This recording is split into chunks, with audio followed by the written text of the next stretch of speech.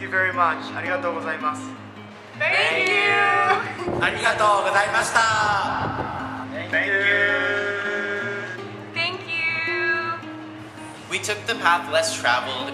We took the path less traveled. We took the path less traveled, and there were some bumps along the way. And there were some bumps along the way. You were the ones who kept us going. You were the ones that kept us going. You were the one that kept us going. Thank you for making our journey here at SUA possible. Thank you for making our journey here at SUA possible. Thank you so much for making our journey at SUA possible. Thank you for making our journey here at SUA possible. Thank you for making our journey at SUA possible. Thank you! Thank you. Thank you so much! I just want to thank all the faculty here and my friends and family back home for all of their help and support for getting me through these 4 years. Thanks! To my family, I love you guys so much, and thank you for helping me get to where I am right now. All of your support made me who I am today. Thank you. Thank you so very much for everything you've done for us. Thank you! Thank you so much for all your support for the past 4 years. I really appreciate it. Mahalo nui loa. Thank you for supporting me throughout the 5 years, including the first year as a bridge student.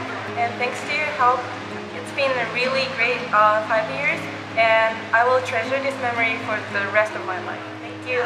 Thank you so much for supporting me all these 4 years. I've grown so much as an individual, a student, an intellectual, and a global citizen because of all the support that I received at my school. And also, thank you for sending me to Taiwan. Thank you for being so supportive and friendly and always being there to cheer me up, make me feel better. I just want to say thank you for making me feel so loved over these past 4 years and allowing me to complete this journey. So, thank you. Thank you so much for all of your support the past 4 years. It's been the most challenging time of my life, but also the most rewarding, and without you, it wouldn't have been possible. So thank you. 4年間いいように支えてくれた家族のみんなありがとう。4年間ありがとうございました。大学に行っても頑張ります。Thank you for everything that you've done for us over the past 4 years. We'll carry you in our hearts wherever we go. Thank you. 谢谢。Thank you. Thank you. 谢谢。Thank you! Gracias! Arigato. Merci! Thank you! Thank you. Thank you!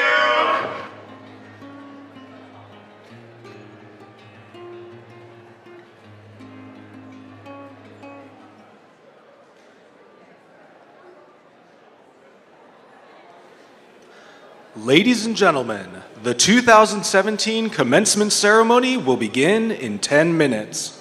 Please take your seats. At this time, please silence all cell phones. You are welcome to take photographs, but please take them only from your seat and refrain from using any flash. Thank you. The ceremony will begin shortly.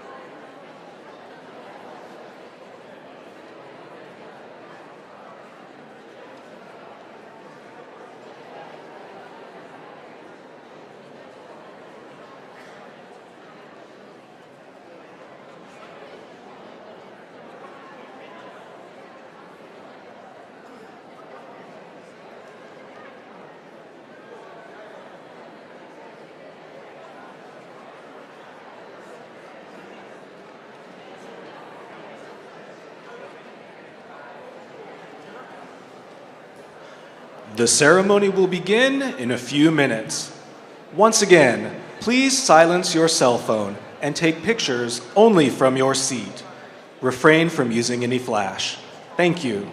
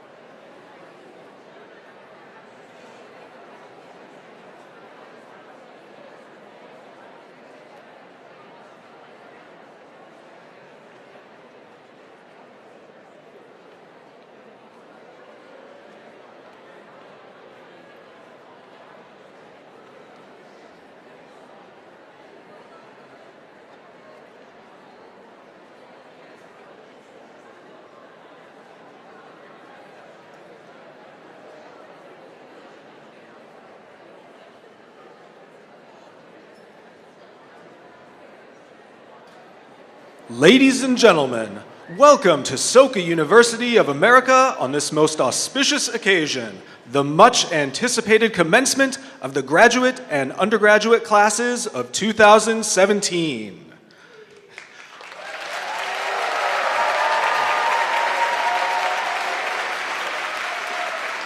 We are pleased to announce that today's ceremony is being broadcast to family, friends, and alumni around the world via live streaming through our SUA website. We will now begin our program. Please stand for the 2017 Commencement Processional.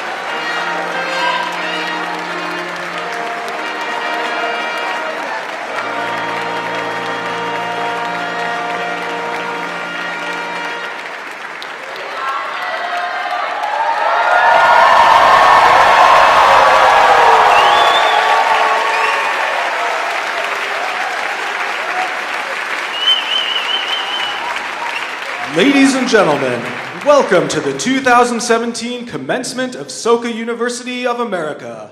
Please remain standing as members of the student chorus sing the national anthem.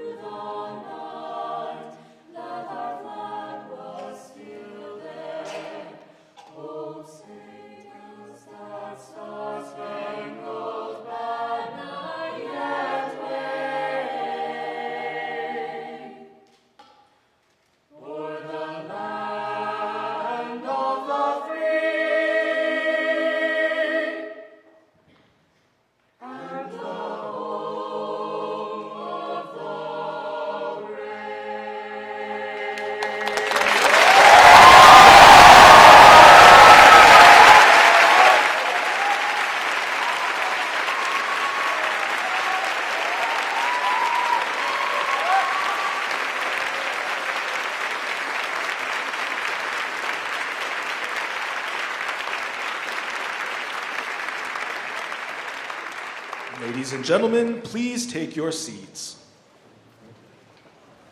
Now, please welcome the president of Soka University of America, Daniel Y. Habuki.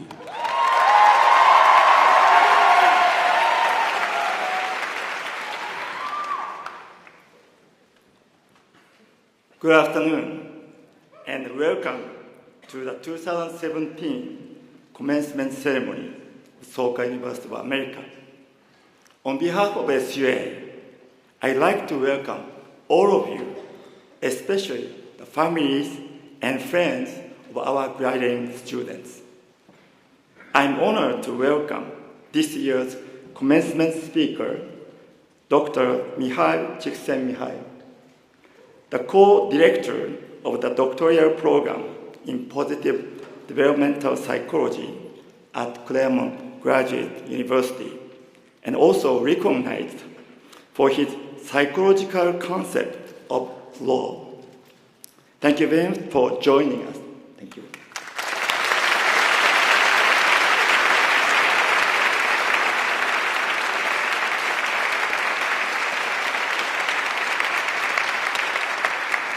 I'm very pleased to welcome the member of our Board of Trustees, as well as member of our distinguished faculty. On behalf of Soka, I'd like to thank them for their contribution to the school.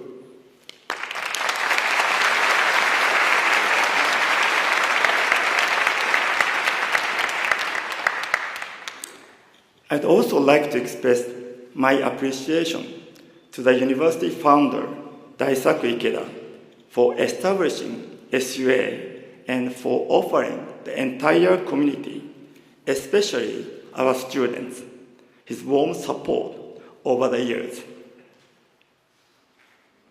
To our dear graduates, I am sure your time at Soka was very meaningful, as the state of our society pushed you to further reflect on the university's mission.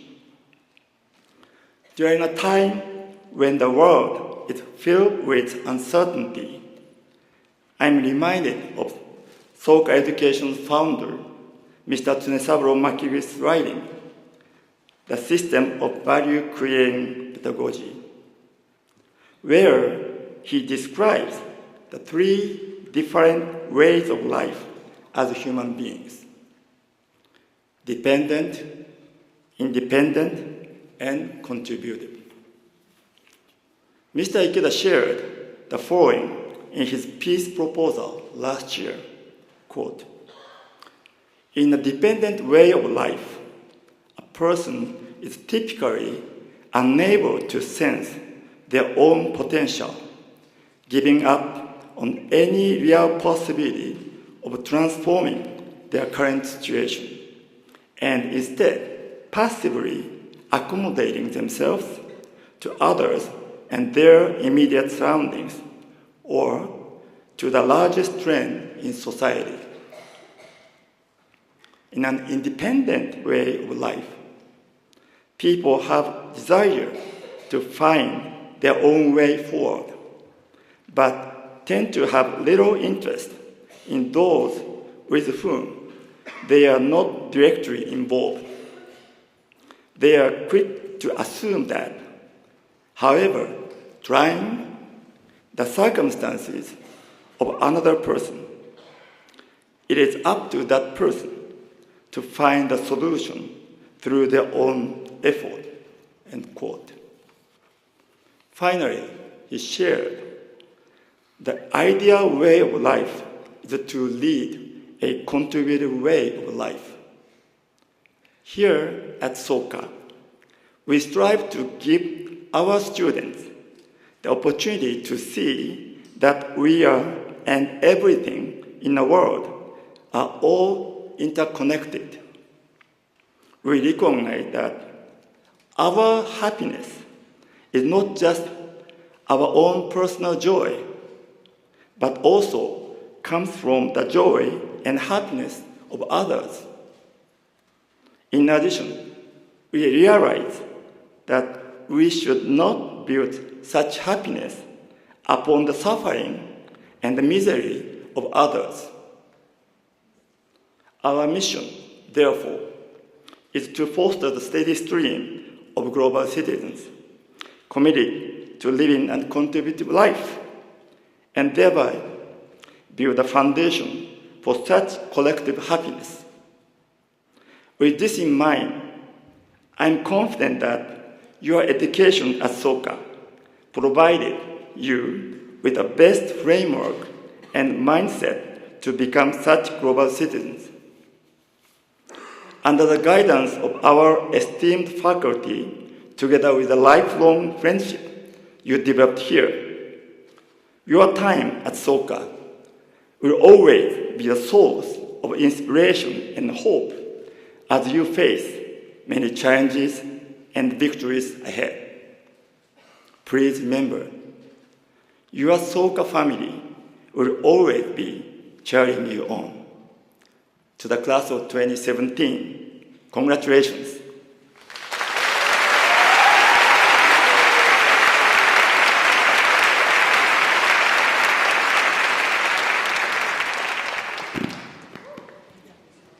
Thank you, Mr. President.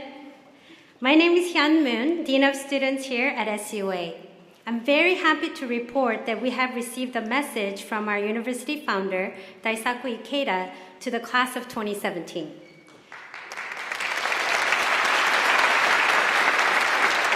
A digital copy of the full text of his message has been sent to all degree candidates, as well as to all members of the campus community. You can also access the message at the university's website at soka.edu. Allow me now to take the opportunity to share a few excerpts from Mr. Ikeda's message. To the class of 2017, my heart has traversed the vast Pacific in but an instant to join you at this very moment here at the Soka Performing Arts Center of Soka University of America in beautiful Aliso Viejo. Allow me then to extend you my warmest applause, for you have not only added another illustrious chapter to the storied tradition of your alma mater, you have managed to crown the remarkable narratives of your youth with epic success. I will be keenly following this wonderful commencement ceremony as if I was there. Congratulations to the undergraduate class of 2017 and the class of 2017 in the master's program of educational leadership. I know this is a particularly proud moment in your lives. You represent the very hope of humanity. You are all no less precious to me than my very life. As to your families who sent you on your way far from home, and to your friends whose support you have come to rely, I extend my profound felicitations. To the faculty and staff of SUA, I'm deeply grateful to you for warmly encouraging our students, for the care and counsel you have provided them, regardless of the time of day or night. We are privileged to have so many distinguished guests and dignitaries with us today, among them being Dr. Csikszentmihalyi. As founder of this institution, I know of no greater joy and honor than in welcoming you all.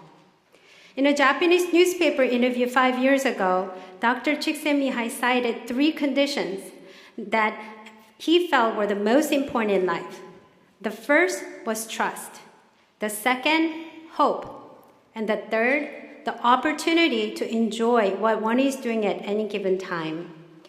Given Dr. Csikszentmihalyi's conditions, and befitting the congenial mood of this ceremony, I'd like to offer 3 suggestions of my own, as if we were all gathered around him engaging in a friendly chat.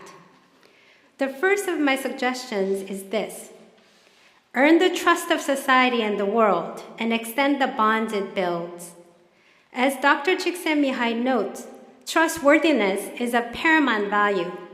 Josei Toda, my mentor in life, counted fidelity and trustworthiness among the most vital qualities that a young person should cherish.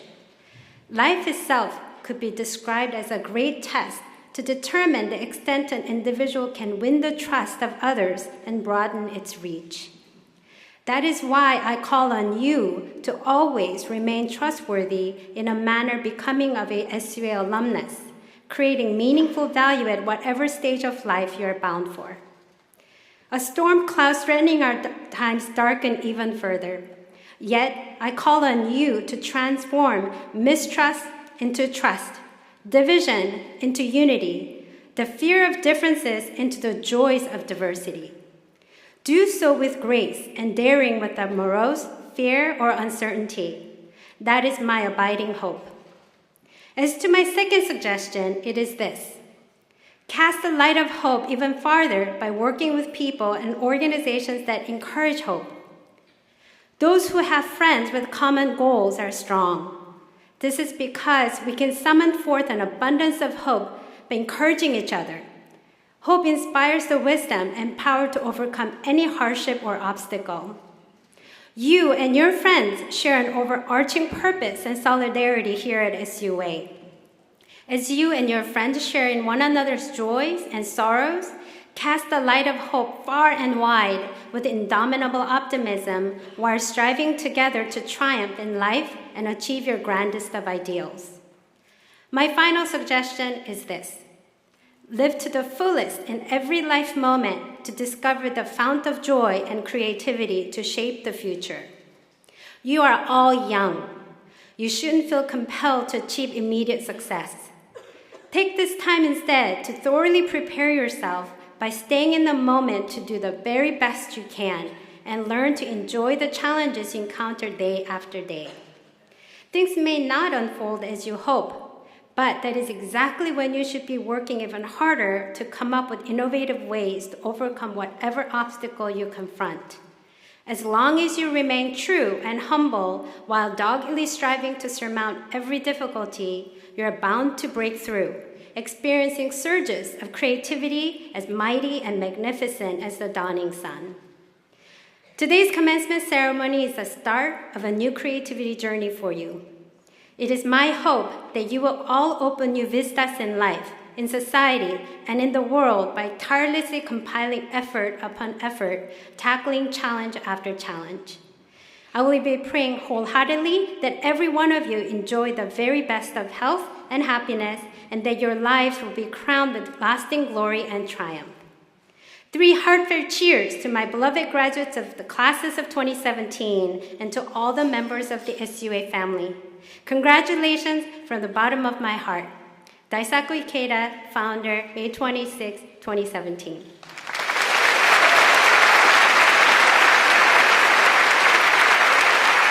And now, please join me in welcoming the student chorus and orchestra, which will be performing the student song on the Path of Peace.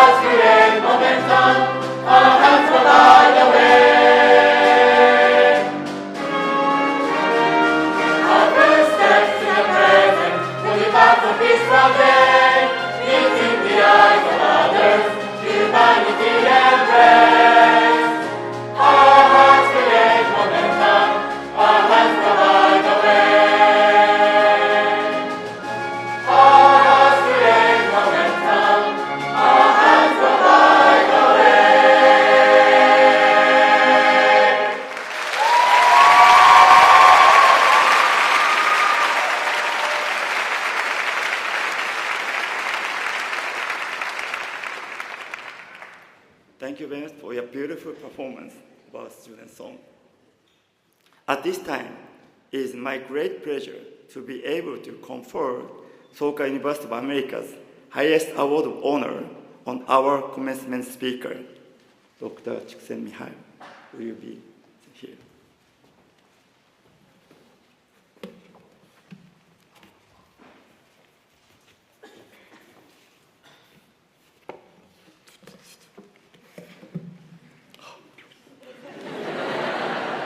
I'm sorry, I made a mistake. I always make a mistake. Soka University of America, highest award of honor, Csikszentmihalyi.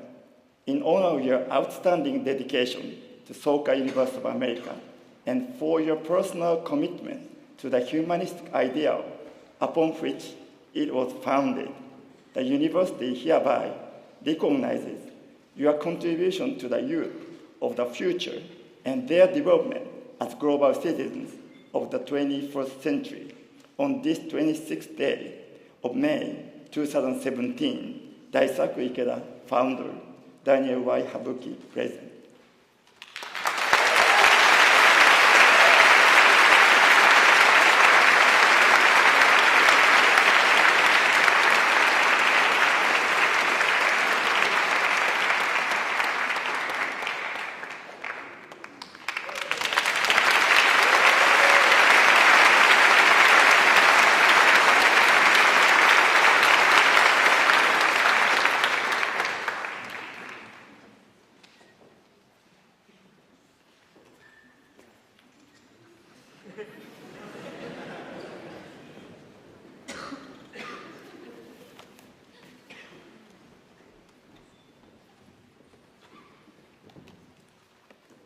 Once again, Dr. Csikszentmihalyi, we are honored by your presence with us today.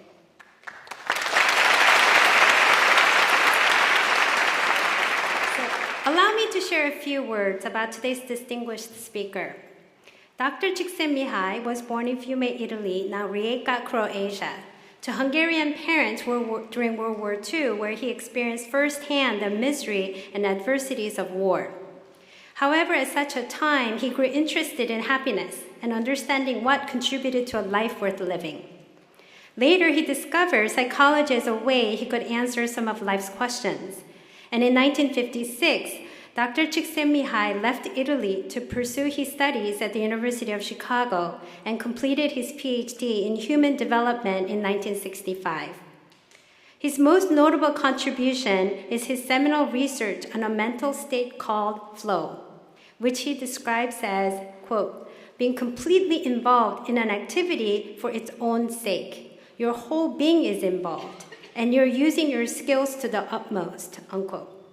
For over 40 years, Dr. Csikszentmihalyi has continued to develop this concept of flow and has written books and numerous academic articles on joy, fulfillment, and humanity's pursuit for happiness that speaks to both researchers and general public. In 1999, Dr. Csikszentmihalyi moved to California to teach psychology and management at the Claremont Graduate University's Drucker School of Management. In addition to teaching, he now co-directs the doctoral program in positive psychology in the Department of Behavioral and Organizational Sciences at Claremont, and is also the co-director of Quality of Life Research Center, a nonprofit research institute that he founded in 1999. Please join me in welcoming Dr. Csikszentmihalyi.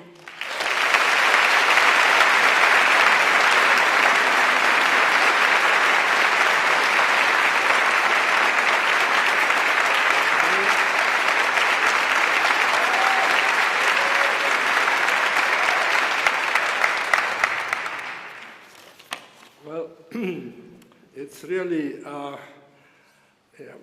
one in a lifetime opportunity to be so welcomed as you people have been here, and I'm honored to be able to present some ideas for you, recent graduates or current graduates, I will try to draw on my experience of life and also on my studies, my scholarship, to give some advice of you, although you who are about to leave the boundaries of this beautiful campus are probably already pretty much prepared to face what you are going to encounter out of this place. But the fact is that you are going to be involved in a world that has unfortunately many problems with it, and where there is a lot of work to do for making the world a better place. And I hope you are, from what I know about the training you got here and those graduates of this university who have continued their studies to a doctorate in my department, I know that you don't need as much advice as most people in your situation need. I think that you are quite well prepared to succeed in a world that, even though it's one that is full of conflicts and problems, and the fact is that you should remember that the United States and the productive sector of the United States is still quite healthy compared to what happens in the rest of the world. In fact, there are few other places in the world that you can feel part of a growing economy and still stable society. More than in most other countries, American workers actually like to do what they are doing. According, for instance, to a recent Gallup survey of a representative sample of American workers, 68% of them indicated that even if they had the chance of winning $10 million at the lottery, they would still continue on their job. And 44% say they would continue to do exactly what they were doing before, even if they had 10 million. This level of commitment to one's work is quite extraordinary, unprecedented in the industrial world. However, there are also signs that portend possible trouble ahead. According to some surveys, the so-called millennials, the generation closest to that of these graduates we are here in front of us, are less engaged and less optimistic about their future than any older generation had been. So this is something to keep in mind, and as you and your generation of young men and women, are you going to find fulfillment in your work, or will you feel that what you have to do for a living is a burdensome imposition, a necessary evil to be avoided as much as possible? Much will depend on how you personally will answer that question. Your own happiness hinges on it, and the welfare of our society depends on it in the long run. So, how to prepare yourself to succeed in what may turn out to be some perilous times ahead? Let me share with you some suggestions based on over 80 years of experience, as well as half a century of scholarly study. First of all, just let me run down the 5 main points and then elaborate on some of them. The first point is really something that was known in ancient Greece, where in the place where the Sibyl of Greece was supposed to tell the fortune, the future, to those who came to ask her what the future portends. So in a way, she was 3,000 years ago already like a clinical psychologist of the time. And she had inscribed on her entrance door, carved in marble, the phrase in Greece, "Gnosi Theouton," which means "know thyself." And that was the essential advice of the Sibyl, who was the wisest woman in the West at the time, in Europe. And I think it's still a good advice. You have to get familiar with your strong points, your strengths, and your weaknesses, and try to plan your life around them in a way that you can feel that you are fulfilling the essence of who you are in your job, in your family life, and so forth. And then once you get to know yourself, you have to try to develop your strengths. Many people don't. They just bask in the fact that they have a better mind or a better body or a better sense of music than others, and they just enjoy that, but they don't feel the responsibility of doing something with the talent they have, the gift they have. And then you have to find opportunities for those strengths that you have. And you have to find places to work, people to be with, people to marry, who are compatible with those strengths and the weaknesses that you may have. The most important thing, perhaps, is that whatever you do, try to do the best of whatever you're doing. So many people work with the plan that they will try to do the least effort in what they are doing just to get their paycheck and go home and watch television. And that prescription for a good life really doesn't work. One of the most amazing people I interviewed was a man in Manhattan, in New York, whose job was to cut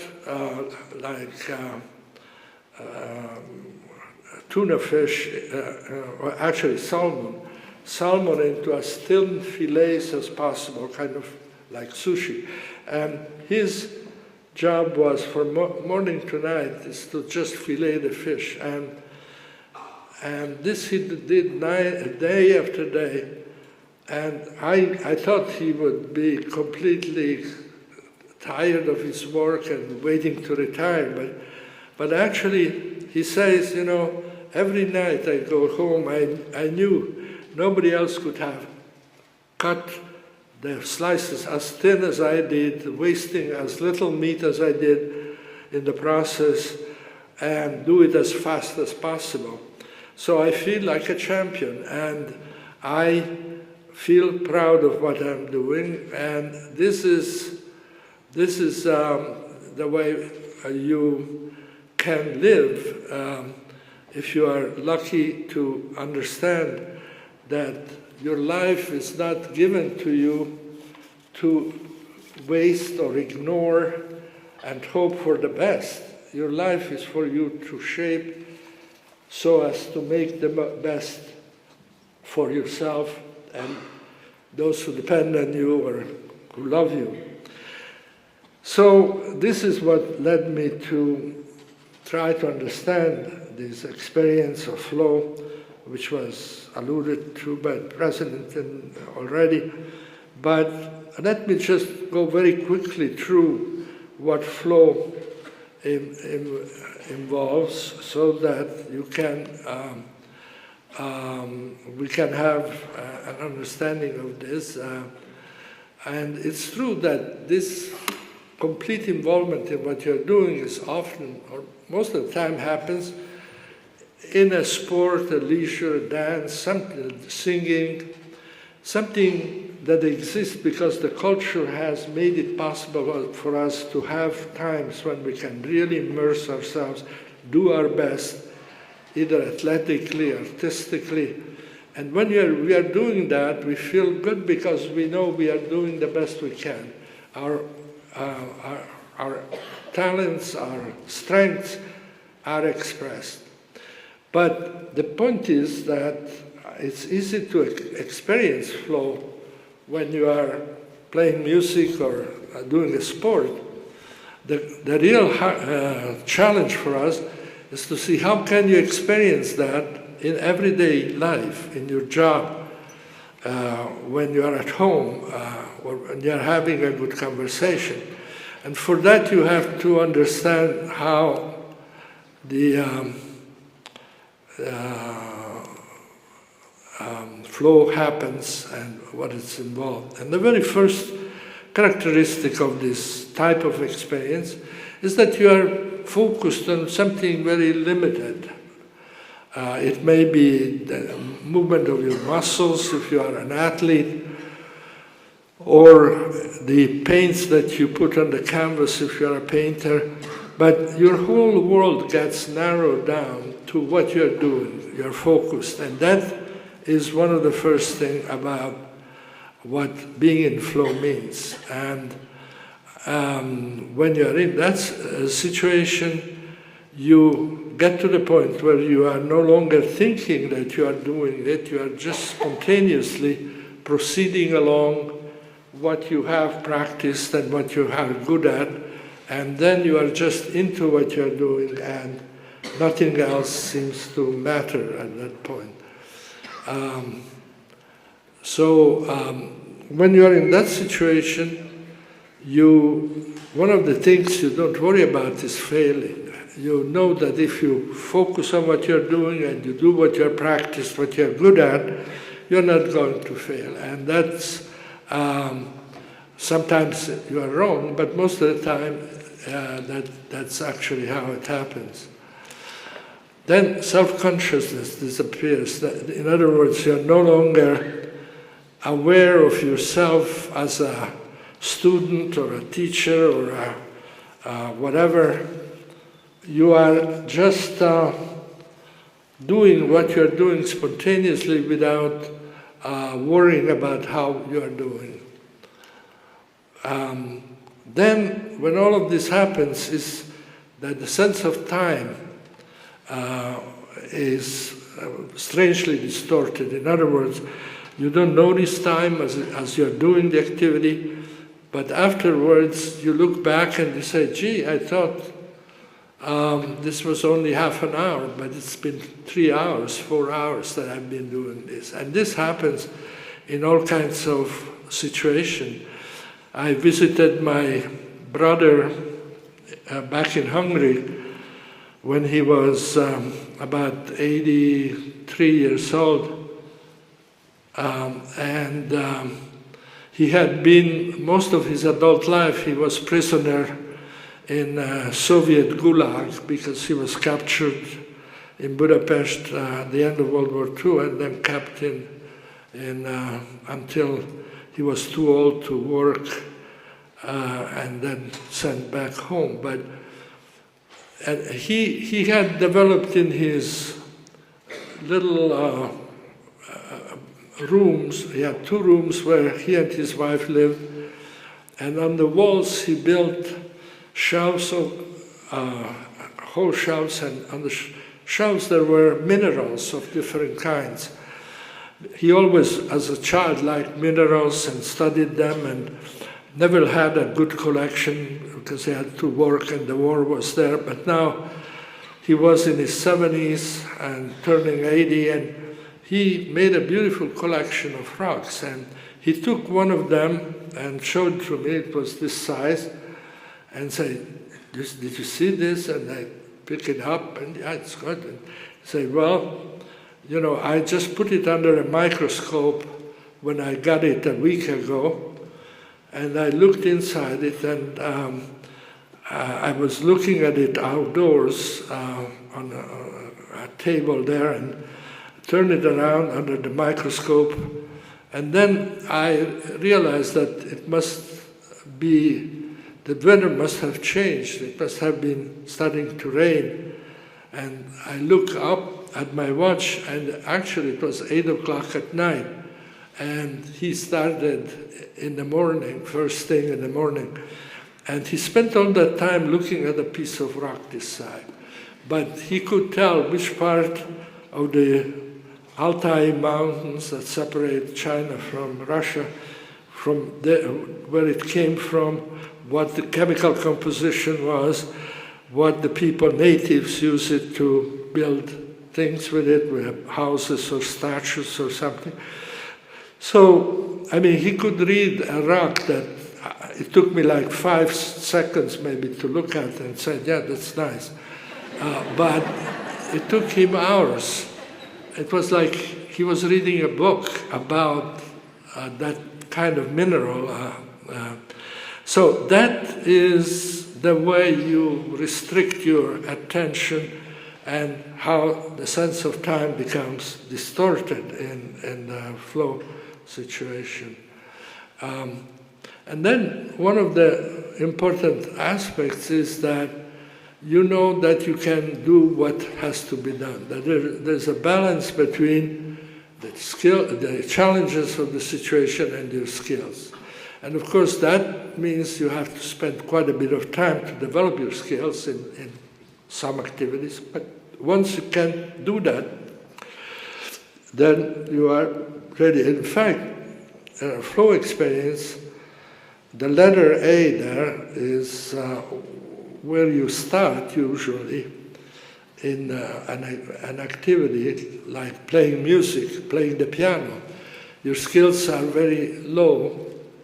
The challenges you have is maybe learning to do the scales, but that's all you are doing, little challenge, little skill. But if you do that long enough, you start getting bored. As when skills are higher than challenges, you start feeling bored. And then you have a choice. You either say, oh, playing the piano is boring, let's forget it. Or you take some easy tune to play, but harder than scales, and you are playing Three Blind Mice or something like that, a very simple tune that gives you a little challenge. And when you are there, you are in flow. You are in flow, that is, you forget yourself, you are focused, you can do that until, for instance, somebody gives you a very difficult piece of music, maybe to play on the piano, maybe a piece by Chopin, and suddenly the challenge is so high that you start feeling anxious.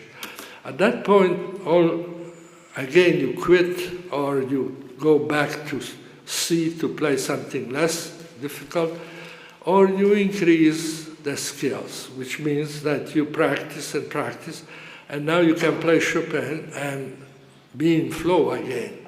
So flow is that diagonal that goes from low skill, low challenge up to the skill of a professional doing very difficult things. And as long as you can stay in that region of the flow experience enough, you are going to do more or less. You are going to be happy with your work, you are going to do good work and contribute to it. So in everyday life, we find that flow happens when you are above average for your normal challenge level and above average of your skill level. When both of those are high, you feel in flow. Now, you still feel good when your skills are high and the challenges are not that high, and that's the area of control, which is still good. For instance, we find that most people, when they drive their cars, they feel in control, which is good to know that, that generally. Now, of course, if there is, especially here in the Southland, if there were a snowstorm, then you would have high challenge and low skills and you wouldn't be in control or in flow. But most of the time people are either flow and control unless there is some unexpected thing. Relaxation is when you have skills and the challenges are low. And this is when you have a good conversation, when you are relaxing, you're doing something that requires a little skills, but not that much, and so you feel good, and those three areas, flow, control, and relaxation, are good. But now we get to the bad part of life. Boredom is when your skills are average, feel average, but there is no challenge for them. Unfortunately, a lot of life is spent in that area. And then apathy is the opposite of flow. There is no challenge, no skills. In everyday life, most people report apathy when they're sitting in the bathroom or doing something else of that sort, when there's nothing much to require of them. And but that is, as the challenges increase, you begin to feel worried if the skills are still low, and then you feel anxious, and find anxious would be worried, anxious, and then as your skills go up again, you feel arousal. And arousal is when you are ready to do something, you are not really very sure how good you are at it. So you need a little more skill to be in flow, but you are close enough to be in flow. And this is the kind of map of everyday life that we find people report all over the world. And they report it in very predictable ways. For instance, in the US, also in Japan or Germany or South Africa, they are in flow usually when they are doing their favorite activity, which may be a leisure activity, a hobby, or work. If they like their work, or when they like their work, they feel in flow. And most of the time, the romantic love life is in that area when the relationship is going well. Okay, so then control is more, as I say, driving is one area, but work often is you feel in control. It's not exciting, but you feel in control.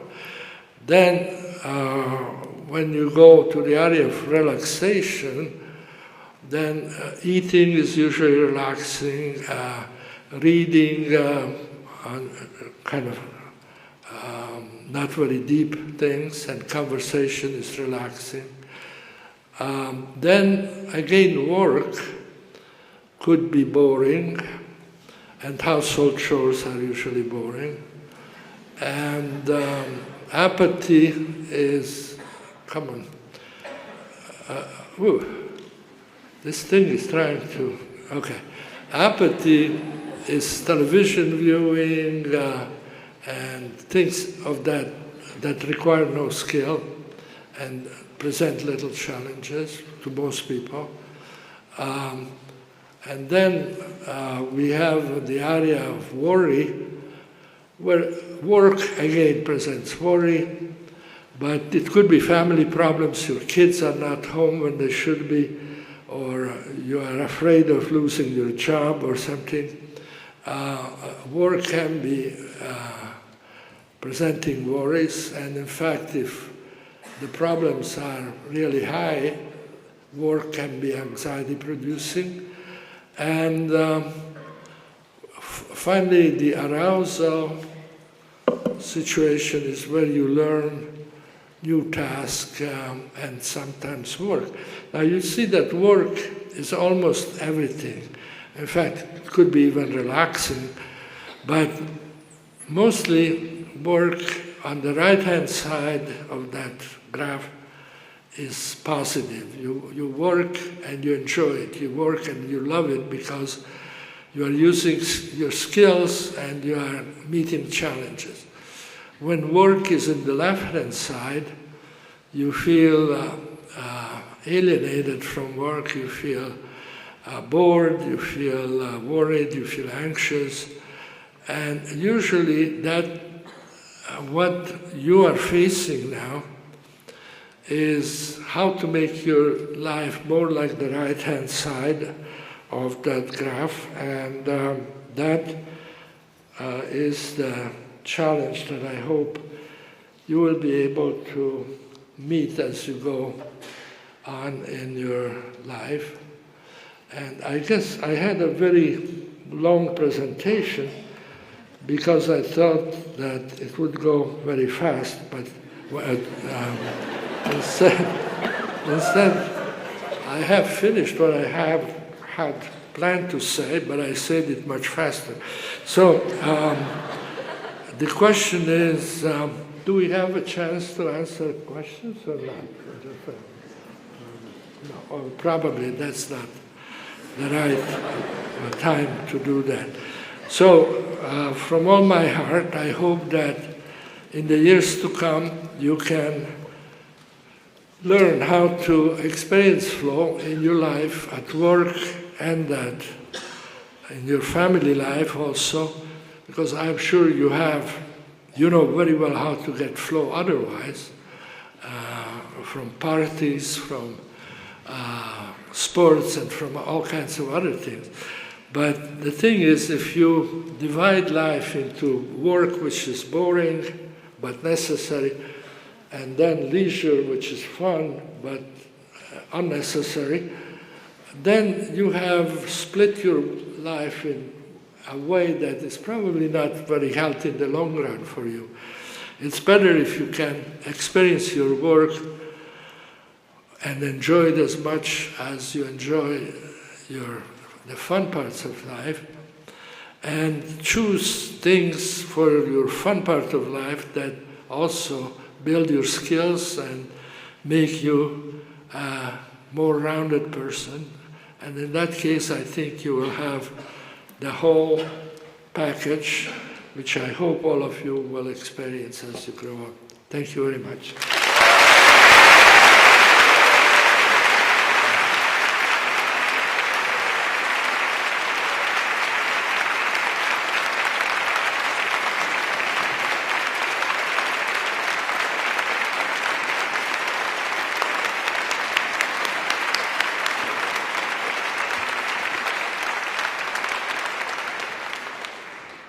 Well, thank you very much, Dr. Csikszentmihalyi.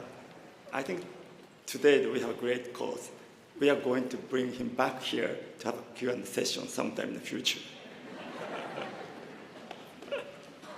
Okay, now I'd like to ask the Vice President for Academic Affairs and Chief Academic Officer, Dr. Edward Fiesel, to present the candidate for the degree.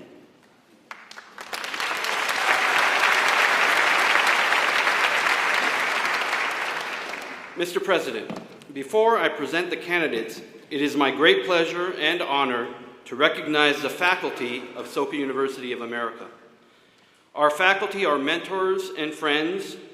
In their teaching, they inspire. In their scholarship, they set an example of lifelong learning and intellectual inquiry. Ladies and gentlemen, and especially the class of 2017, I invite you to recognize and thank them for all of their special efforts. Would our faculty please stand?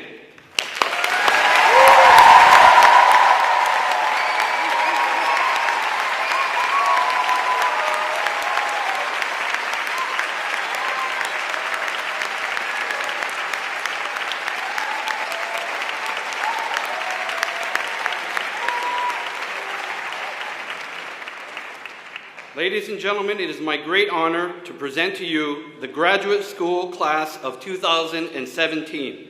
Will the master degree candidates please stand?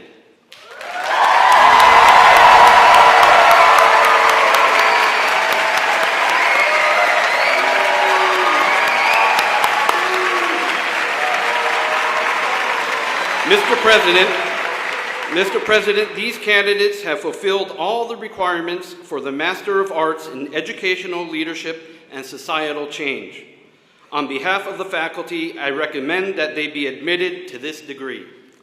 With the recommendation of the faculty, approval of the Board of Trustees, and by the authority vested in me as the President of Soka University of America, I confer upon you the degree of Master of Arts with all the rights and privileges obtained thereto.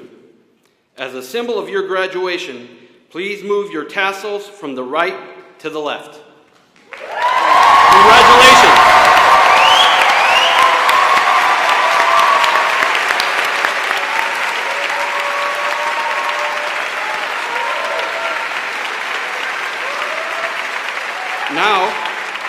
Now, as I call your name, please come to the stage to receive your diploma.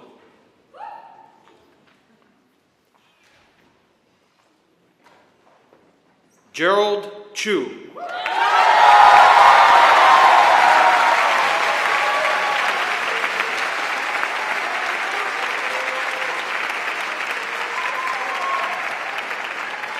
Elizabeth Akiko Morel Luisa Dawson.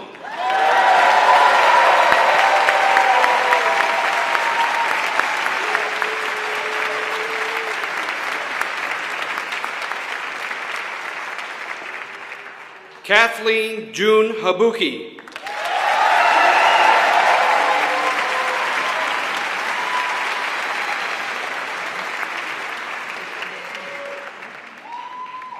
Emi Inaba.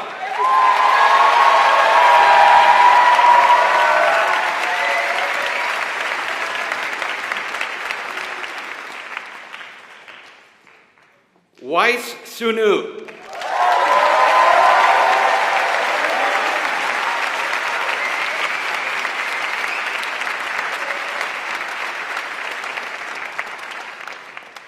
Vin Huang Trun.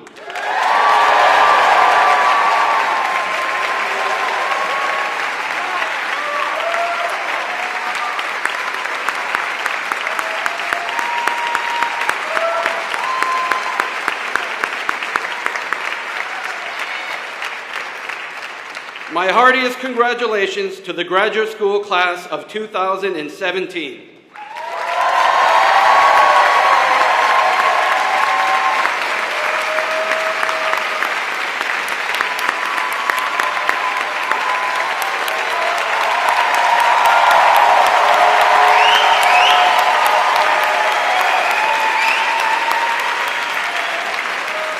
Please be seated.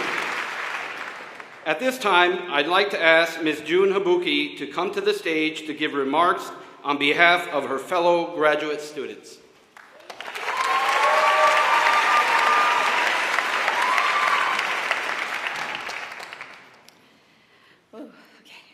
Good afternoon. Most of you know me as June, and yes, I am a proud member of the second class of the new MA program in Educational Leadership and Societal Change, and I am honored to be speaking on behalf of my class today. First and foremost, we would like to thank the founders for creating a university where we were able to challenge many aspects of our lives, both academically and by growing as people. We would also like to thank the donors who made it possible for us to receive an invaluable education. To Danny, Jay, Dr. T, Adam, Sandy, Rika, Cynthia, and to our friends and wonderful families, thank you for supporting us in our journey to the end. When I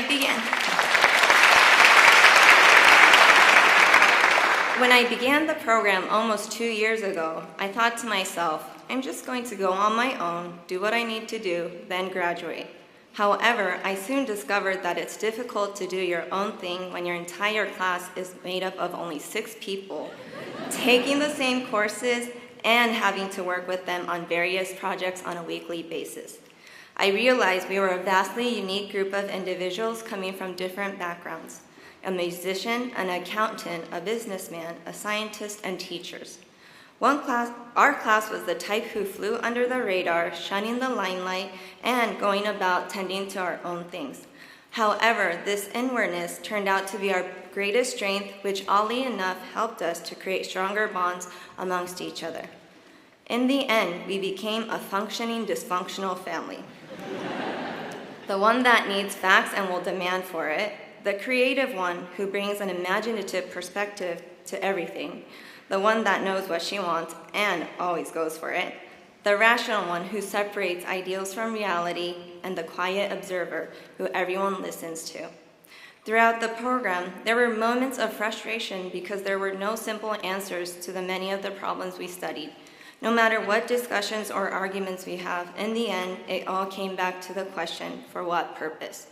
I will continuously think and ask, for what purpose will I use this education I received at SUA? Each one of us challenged each other in one way or another, and even though we may not have always seen eye to eye, ultimately we respected each other. This is the societal change aspect of the program. It gave us real-life practice in building relationships with individuals that may not share the same views as we do. I came to the conclusion that it wasn't that the program was dictating to us how to change society. Rather, through the hidden curriculum of our cohort's daily intellectual, social, and emotional interactions and dialogues, we were learning to change society on a small scale and learning lessons that we will take with us as we move forward in becoming leaders in our respective fields. Looking back at the founder's welcome message to the class of 2017, he encouraged us to, quote, become leaders who can deeply understand the hearts of people, who will share in their struggle, and who, like the first light of dawn, can send limitless courage to all. We were able to experience through the interactions we had with each other, going to different countries and states to research, and learning from the distinguished speakers. After graduation, we will be going on our different paths as wiser human beings and as leaders contributing to society in our own remarkable way.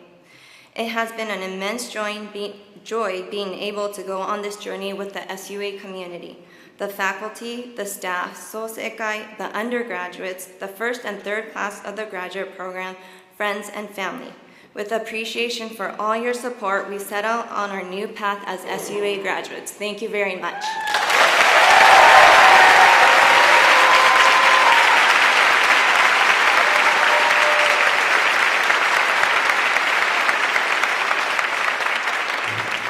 Thank you, June. Ladies and gentlemen, it is now my great pleasure and honor to present to you the undergraduate class of 2017. Will the bachelor degree candidates please stand?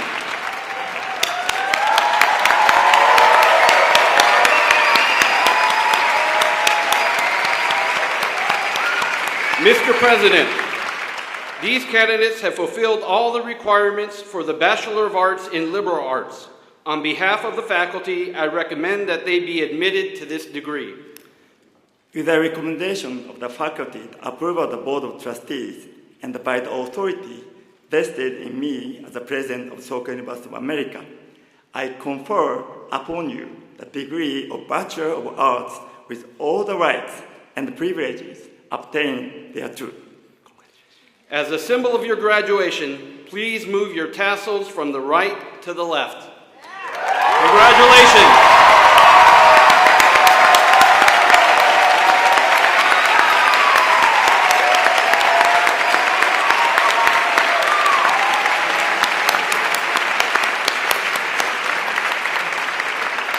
I would now like to ask the Assistant Dean of Faculty, Dr. Michael Weiner, to call upon the undergraduate class of 2017.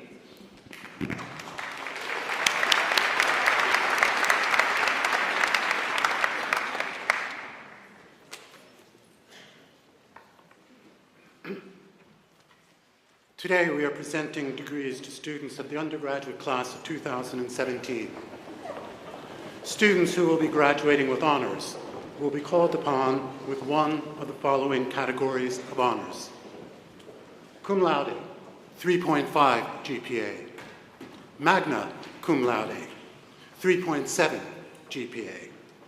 Summa cum laude, 3.9 GPA. Will the candidates please come to the center of the stage to receive their diploma?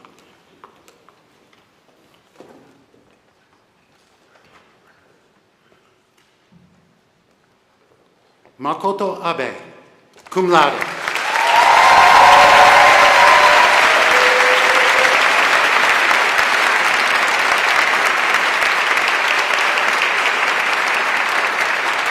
Hideto Akasu, cum laude.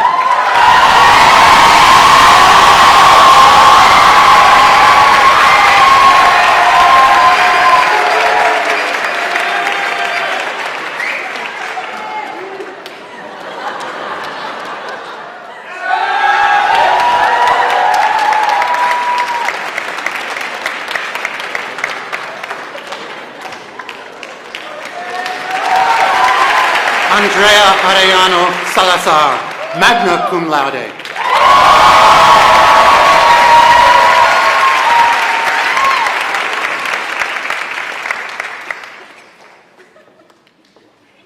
Audrey Lee Arias, cum laude.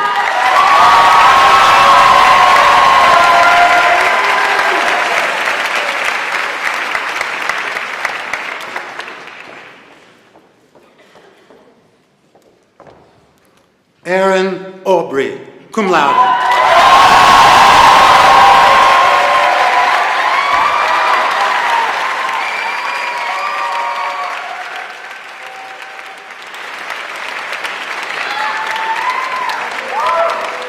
Matteo Barbiero, summa cum laude.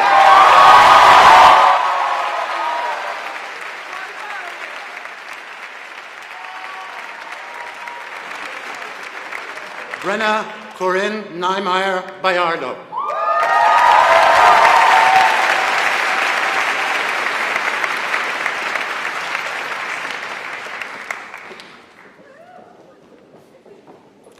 Denham Belleville, magna cum laude.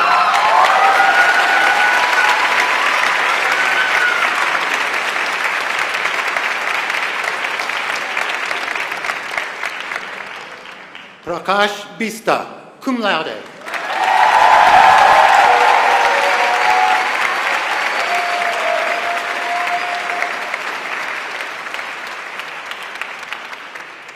Christina Booten, magna cum laude.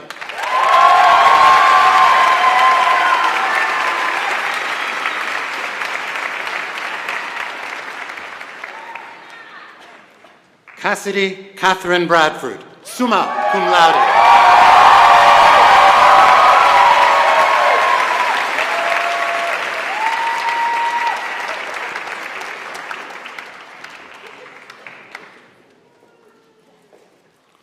Lauren Elizabeth Broker.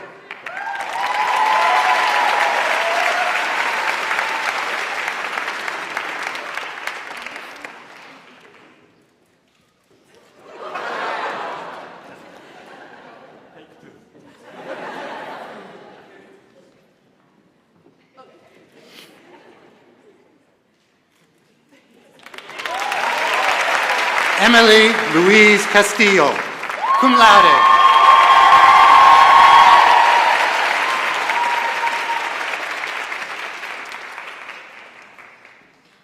Chin Fuk Hong, magna cum laude.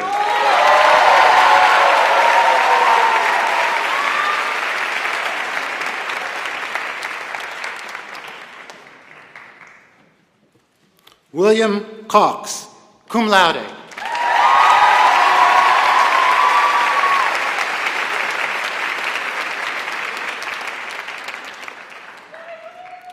Jennifer Daly, magna cum laude.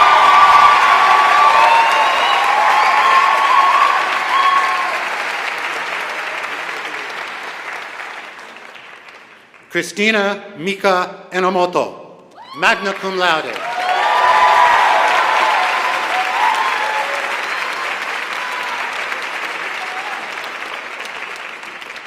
Christina Evans, cum laude.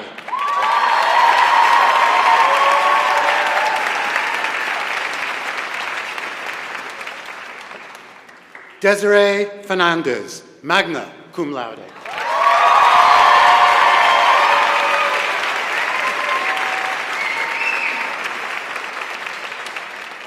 Katrina Flynn Robinson, magna cum laude.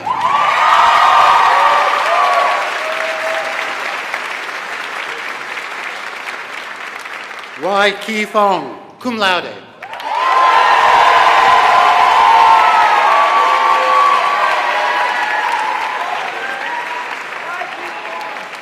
Julia Iris Franciscovich.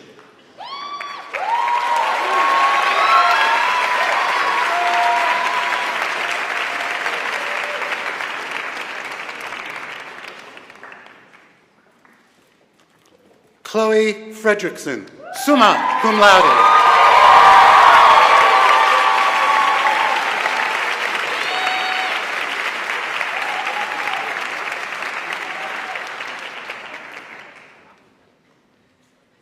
Masako Fukutani, magna cum laude.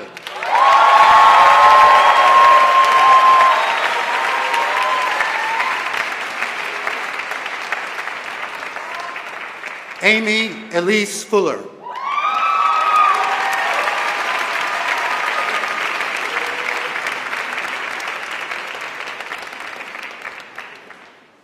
Nobuyuki Bambi Furuta, summa cum laude.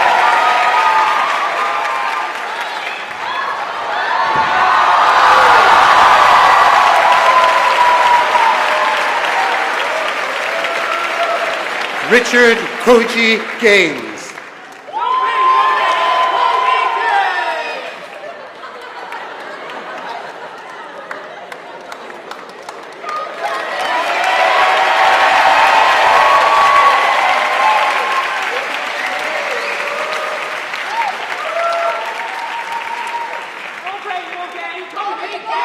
Dimitri Garot, summa cum laude.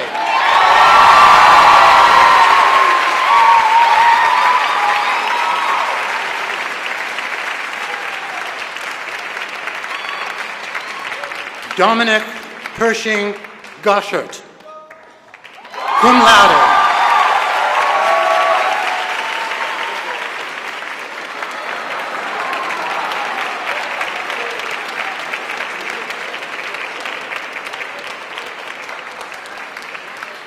Chelsea Shanming Hanifin.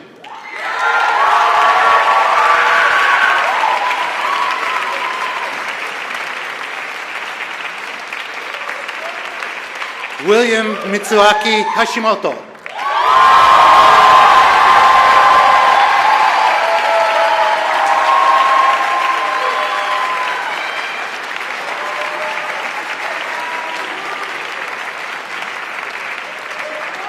Yumiko Hayashi, summa cum laude.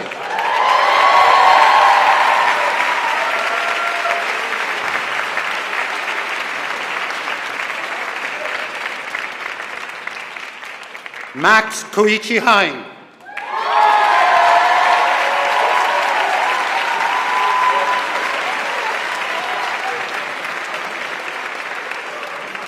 Elise Sabra Hildreth, cum laude.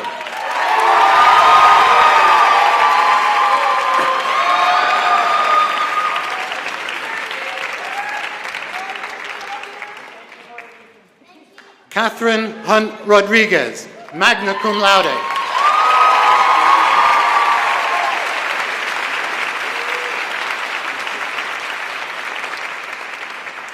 Yuki Imahashi.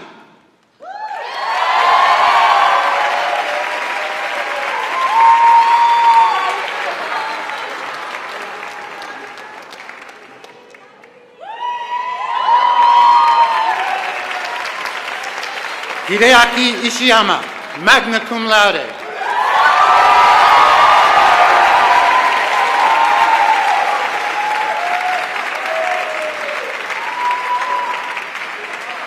Satoshi Ito, cum laude.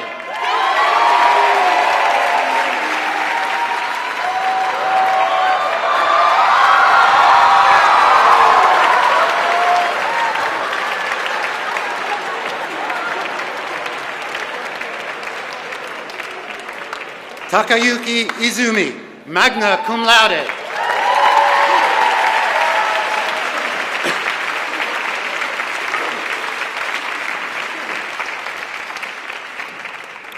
Julie Jackson, magna cum laude.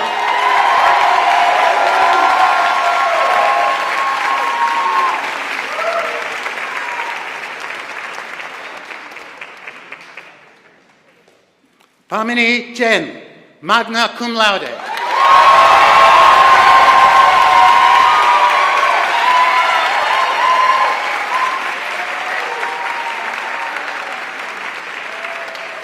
Jade James, magna cum laude.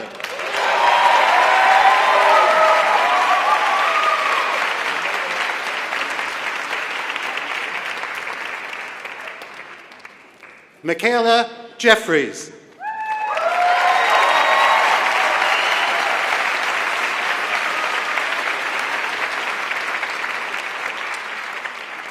Taylor Carnelaw, summa cum laude.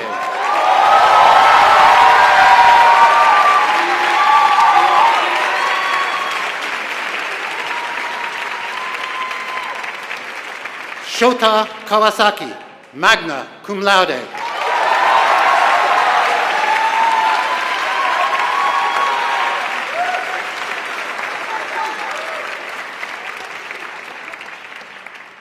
Braxton Keogh, magna cum laude.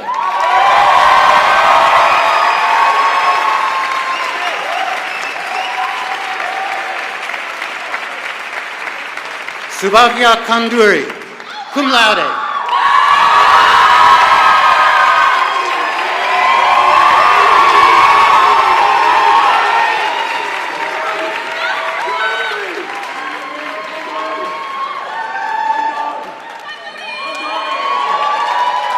Paresh Ketan, cum laude.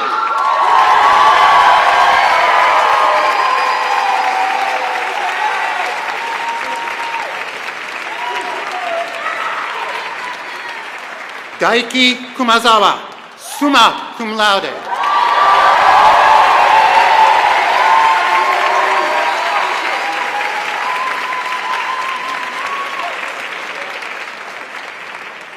Hana Elizabeth Kurihara, cum laude.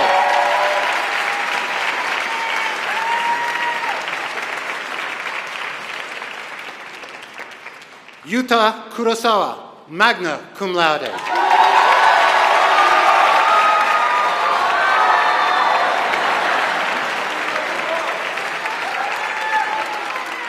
Tyson La Deng.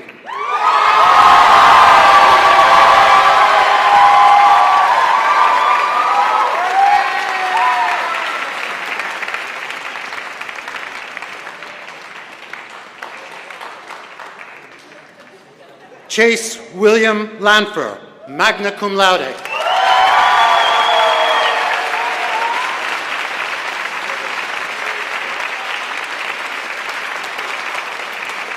Brandon Lim.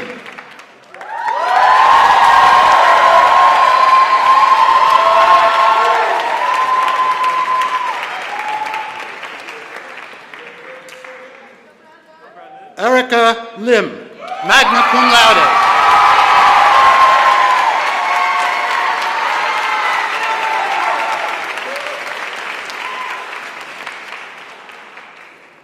Jordan Lindsay, cum laude.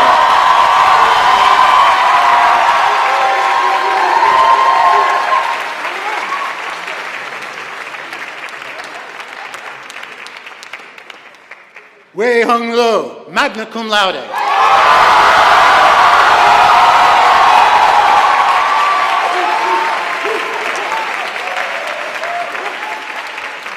Yuan Ma, cum laude.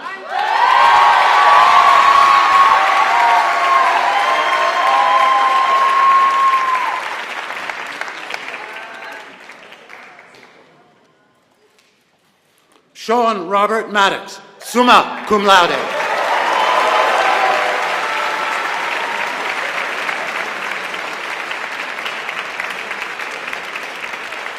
Morihiro Maezaki, cum laude.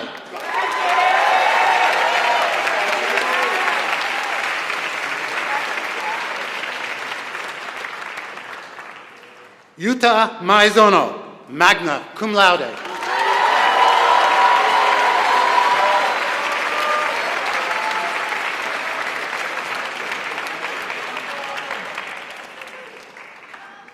Haruki Miyamoto, magna cum laude.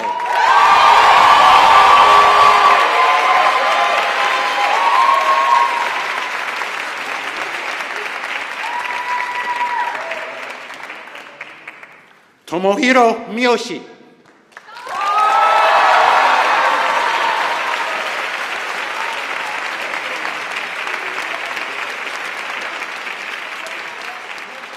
Hiromitsu Mizuishi.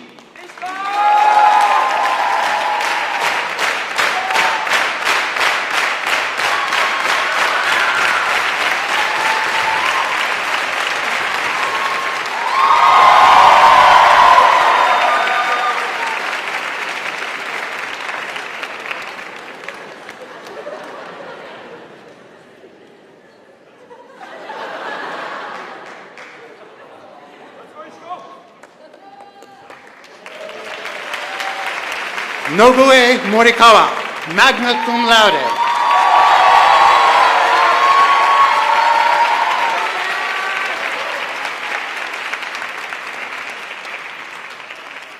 Kenichi Linus Morita, magna cum laude.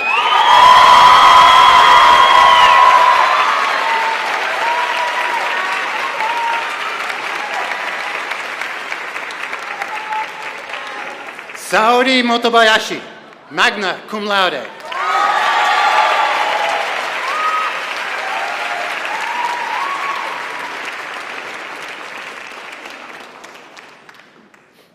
Akemi Murayama, magna cum laude.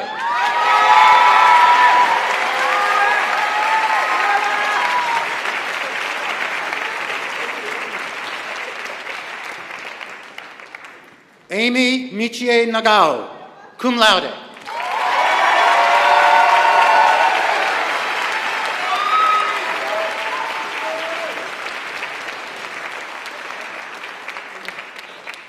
Hiromi Narita, magna cum laude.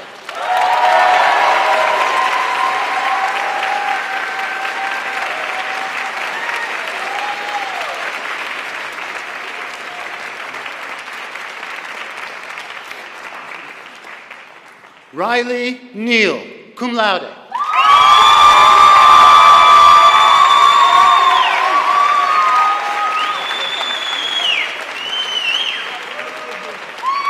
Miku Nishimura, magna cum laude.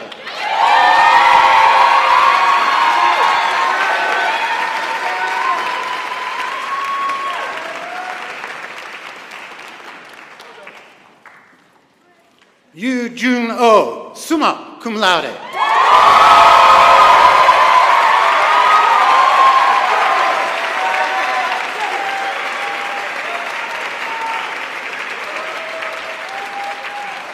Egan Osaki, magna cum laude.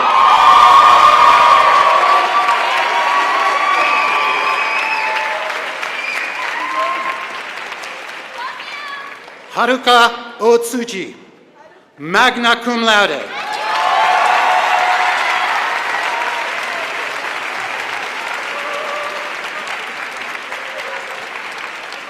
Yuen Fan Ki Pham.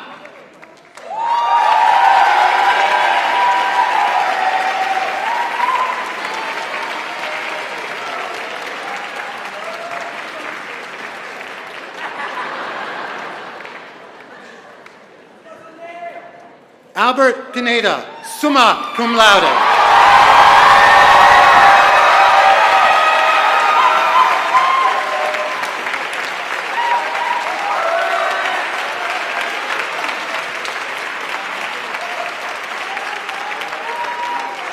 Fiona Poon.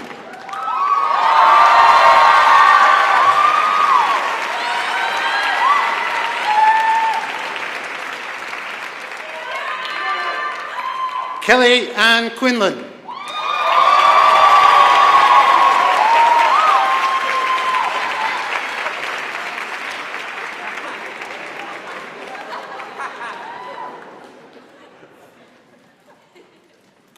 Paloma Reyes, cum laude.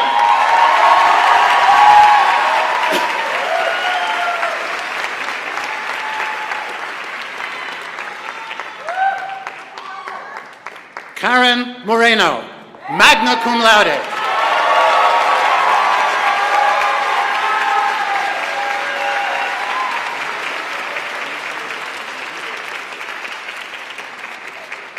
Rayen Kamakana Okealoha Rooney, magna cum laude.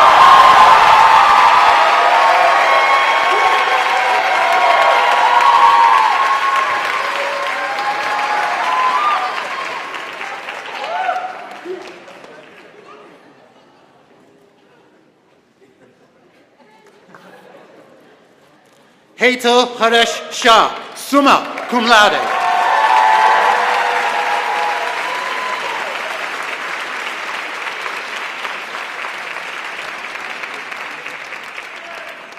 Janmin Shah, magna cum laude.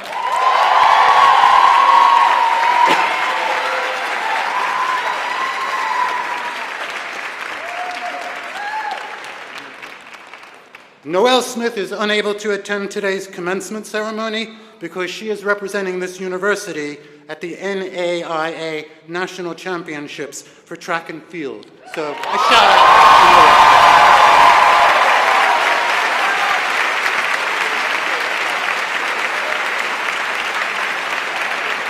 Asher Soto, cum laude.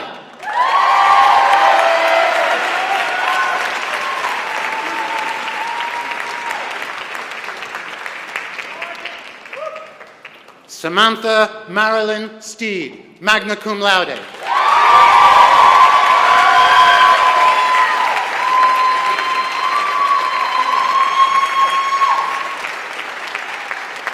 Mitchell Stitt, cum laude.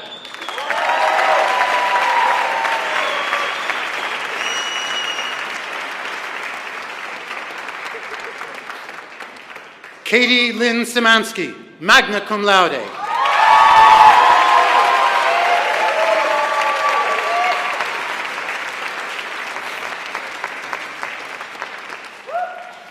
Yoko Taguchi, summa cum laude.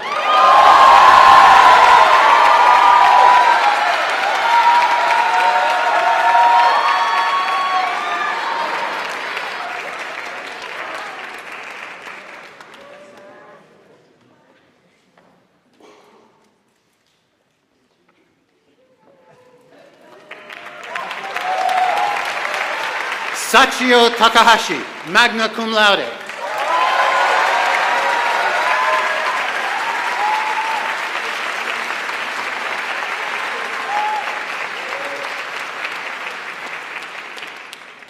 Hikaru Takayama, summa cum laude.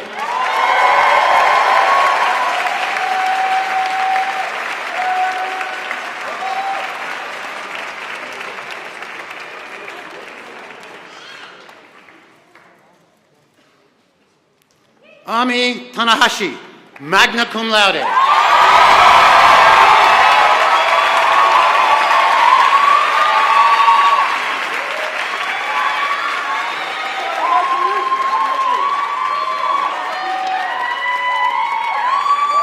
Guangda Tang, cum laude.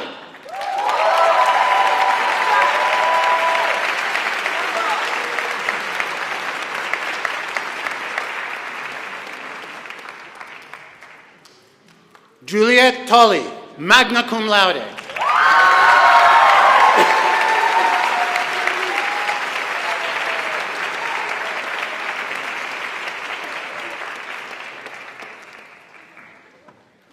Galina Lee Tran, summa cum laude.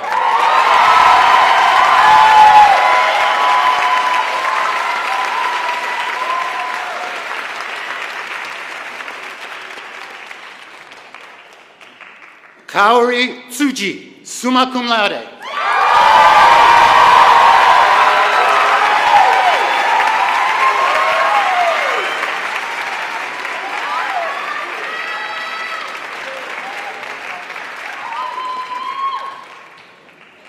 Natsuko Umezaki, summa cum laude.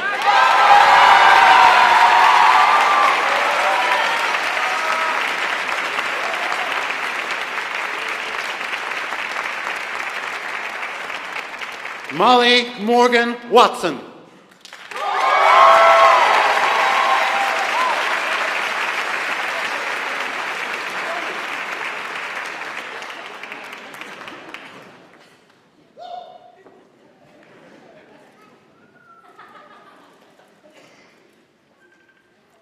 Tiffany Rose Wilson, magna cum laude.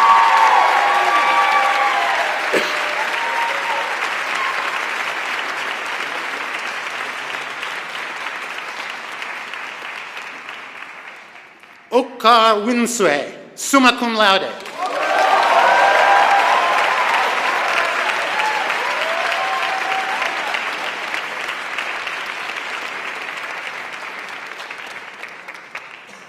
Mana Yamagiwa, magna cum laude.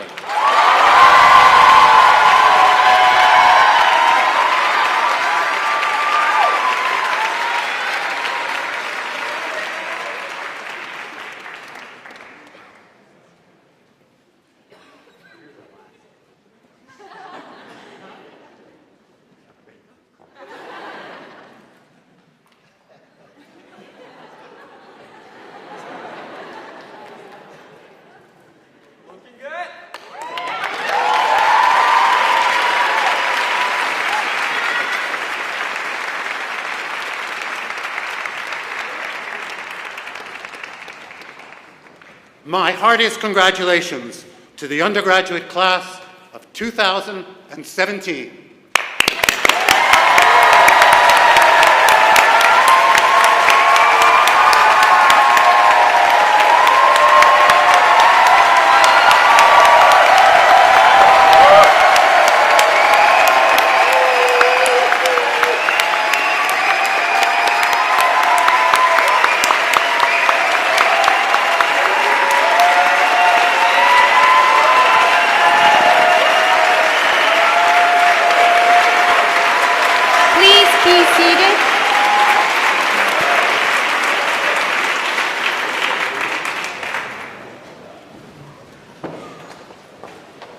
Today's graduating seniors have selected from among their peers 3 students to speak on their behalf.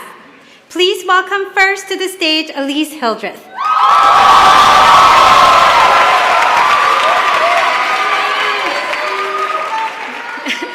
Good afternoon, everyone. I would like to start off by thanking the faculty, administration, staff, donors, parents, and most importantly, my fellow classmates. These past 4 years would not have been the same or as wonderful without each and every one of you. So my journey to Soka began when I was 4 years old, the first time a soccer ball was put to my feet. I fell in love with the game, and 13 years later, I received an email asking me to play for the soccer team. And so, my time here at Soka started off with a bang. And by a bang, I mean a call from my assistant coach asking where I was. Everyone was already running the fitness tests. I looked at my phone, and of course, I set my alarm to 6 p.m. instead of 6 a.m.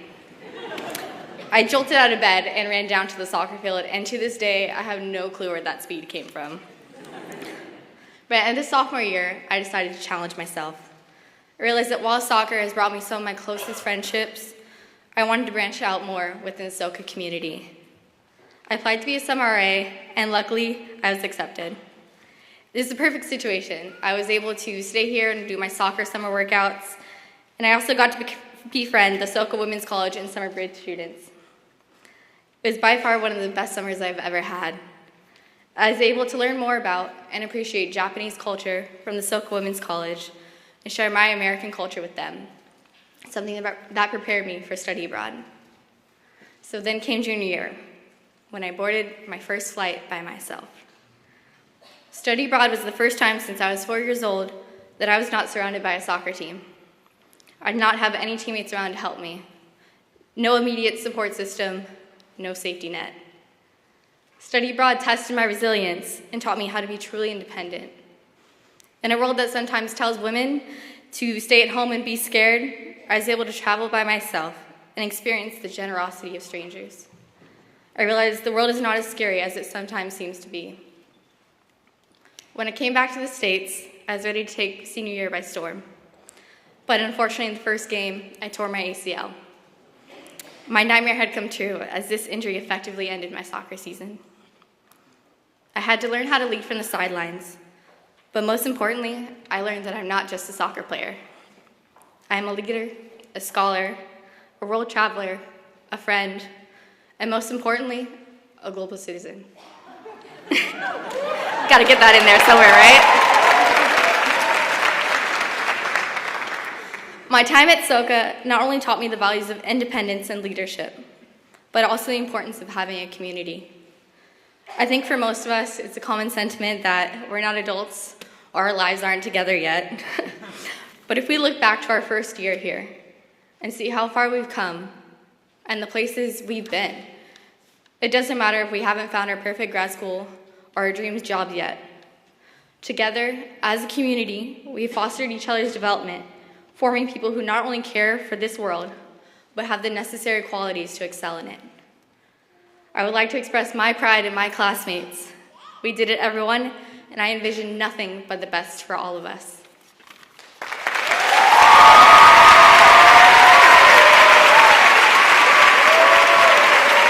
Thank you, Elise. Now, please welcome Dmitry Garo.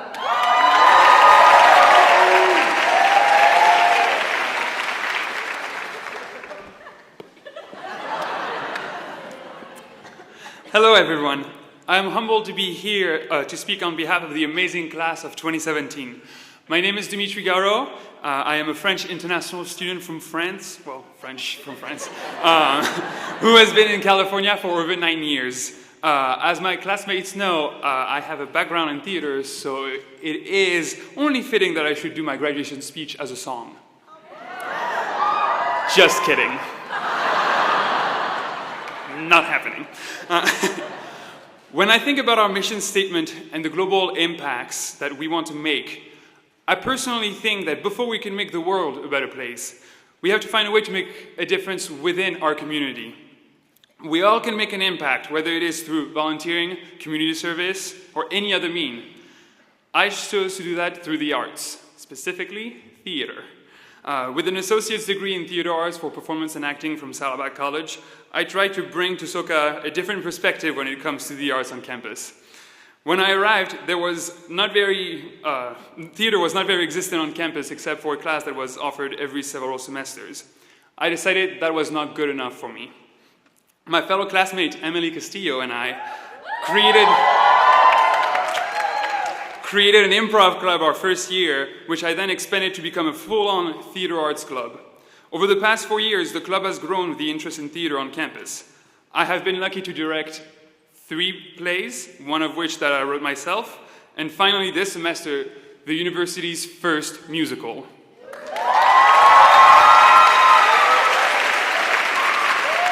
And oh my God, it feels so much better to do what you want. Those are references to Legally Blonde, the musical, by the way. Having done theater for most of my life, I never really questioned why I love doing this, but people at Soka have made me question what it is exactly that makes theater so important to me. In fact, by being in a place that did not provide much in what I loved, my passion grew by having to create something and solidify why theater was important to me. My goal for my time at Soka was to bring theater on campus because I believed that it can become a value to the education that we receive. Through this semester's musical, we were able to reach out and introduce Soka to off-campus people who had never even heard of our university. About half of the cast was from off-campus, and they got to interact with our students and be exposed to the kinds of ideas and questions that we raise on this campus. And we know that theater is a good way of getting people to come to the campus, as we sold out all 3 of our performances.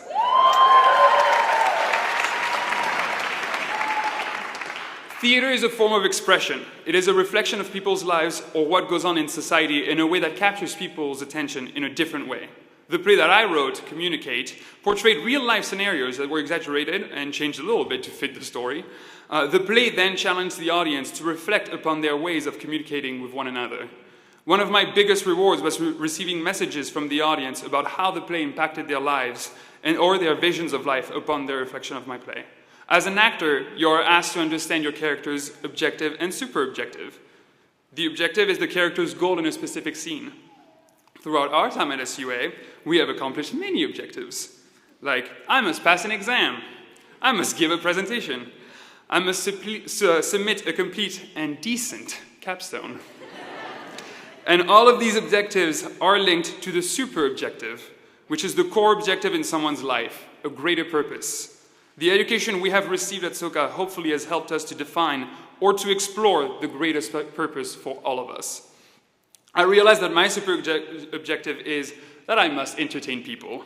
Throughout my theater experiences, I have attempted and will continue to entertain the people around me. And through entertainment, I plan on challenging the ways in which people think in order to create communities that understand and can defend their arguments for peace and global citizenry. To my fellow classmates, we have all different backgrounds and different passions. I challenge you to go around the world, find something that you love, whether it is through the arts, sports, teaching, becoming lawyers, opening up businesses, whatever you decide, through your passion, make an impact that is going to leave someone else thankful they crossed your path. I sure am that I crossed yours. Class of 2017, I thank you one and all, the ones who thought I'd fall, who taught me how to fail, who helped me to prevail. That's also a Legally Blonde reference. But really, I can't thank you enough for your support over the past 4 years and the strong friendships that we have created here. I look forward to seeing what we all are going to accomplish in life. We did it! Thank you.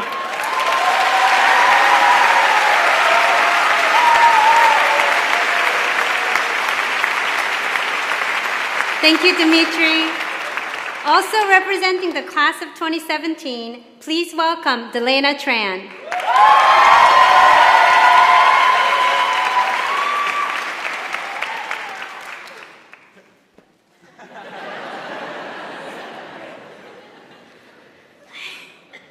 I have been dreading commencement since Core 100. I simply don't want to leave, but I found the ultimate solution. Are you ready for it? The secret is to make every moment an awkward moment.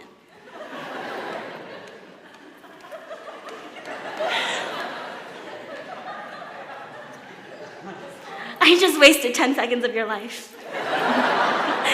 If you're like me, that awkwardness felt longer than it really was. So maybe I haven't figured out how to stop time completely, but I did learn how to be in the moment.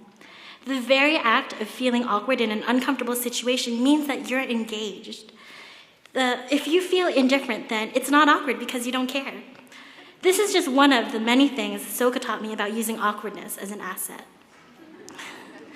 When I first came to SUA, I didn't know what it meant to care about others or even what it meant to be cared about. Growing up, my world was full of people who made it clear that any affection was merely fake politeness and I didn't deserve to be loved. Fearing that any outreaching hand would be just another slap or punch, I withdrew into myself and never learned how to socialize or empathize. But I was worried about the morally corrupt, uncaring person I was becoming, so I came to SUA in hopes that I could finally learn empathy. Everything changed when I started my new life away from this hate. Yes, I made a fool of myself, and yes, I pushed some people away. More importantly, I gained courage by challenging myself and treating failures as learning opportunities. The greatest lesson I learned is that every effort counts.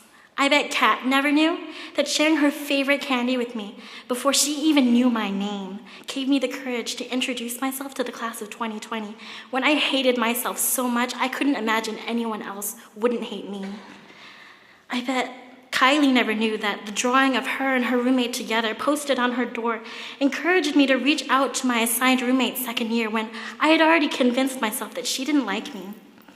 I bet Pursue never knew how he helped me rediscover my motivation when he cheered me up after finding me sleeping in the corner of a piano practice room. And I bet the Board of Trustees member I met in the bathroom about 2 hours ago never knew that what she said to me about Soka family being my real family, even though my blood family isn't here today, meant so much to me. And I might never knew if I ever made someone smile when they really needed it. I finally learned how to love through this awkward stumbling. This legacy of celebrating the weird and uncomfortable is what I want to leave behind at SUA. Awkwardness is courage in disguise.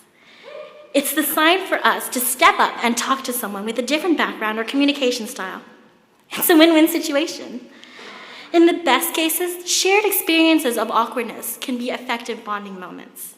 That's why student orientation leaders make you embarrass yourselves and student affairs doing icebreaker activities. There's nothing left to lose after humiliating yourselves, trying to pull a skit together in 5 minutes with ridiculous props like an oversized tomato can. Even if the other person backs away and never talks to you again, it just means that you've got one less problem without them.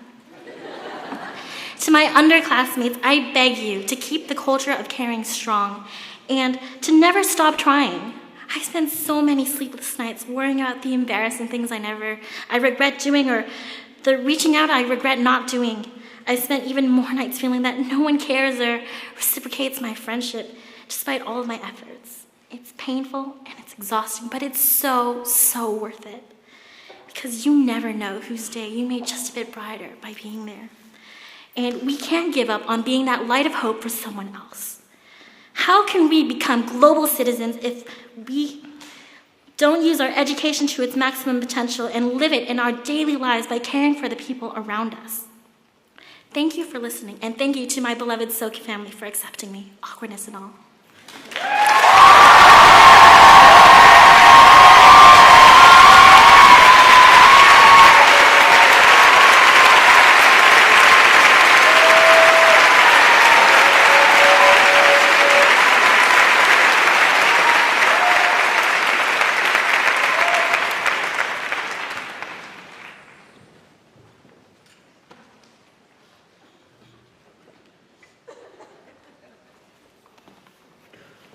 Thank you very much for your moving speech. I was about to cry.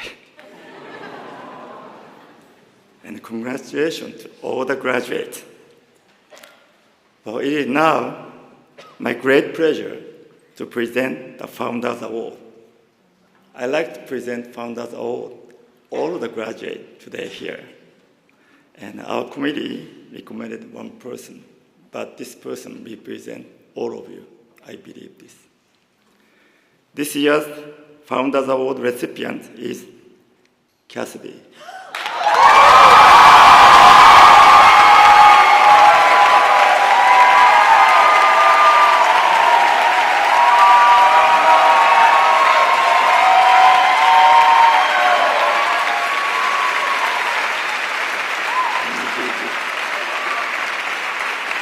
Founders Award, Cassidy Bradford. In accordance with the founding principle of Soka University of America, your diligent effort in pursuit of academic excellence, commitment to integrity and service to the university community have demonstrated the ideal of this institution. In recognition of your outstanding contributions and with the expectation that your continued growth and development will foster immeasurable value, you are hereby presented with the Founders Award on this 26th day of May 2017. Daisaku Ikeda, founder, congratulations.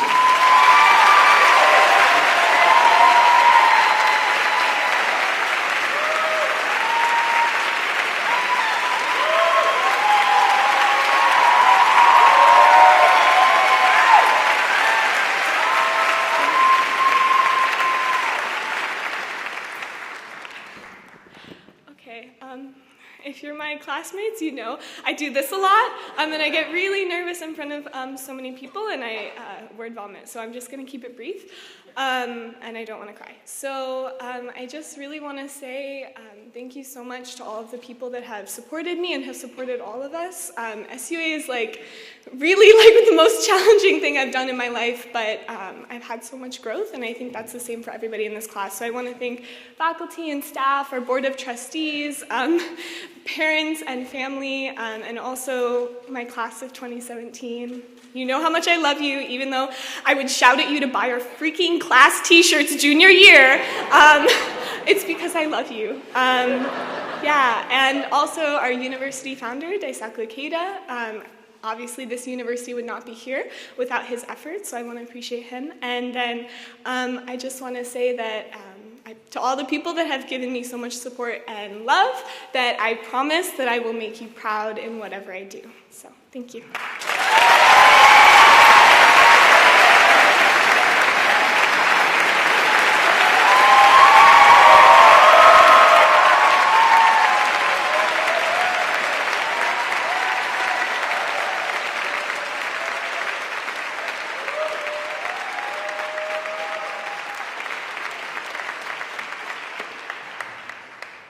As you must have observed by now, by the way, congratulations, Cassidy.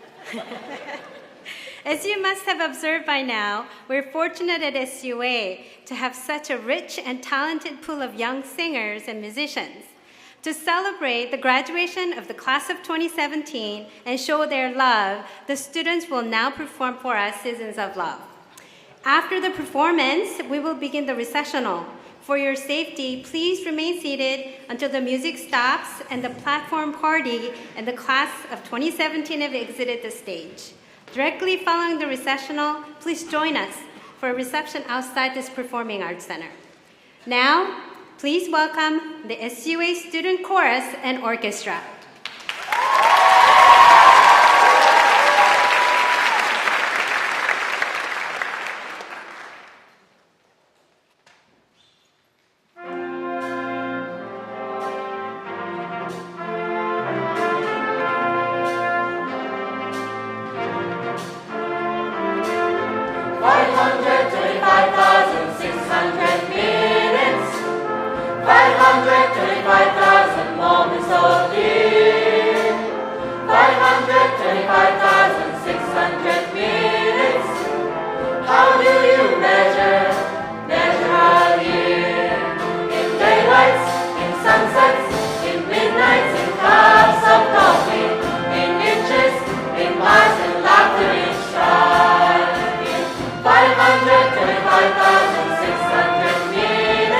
How do you measure a year in the life?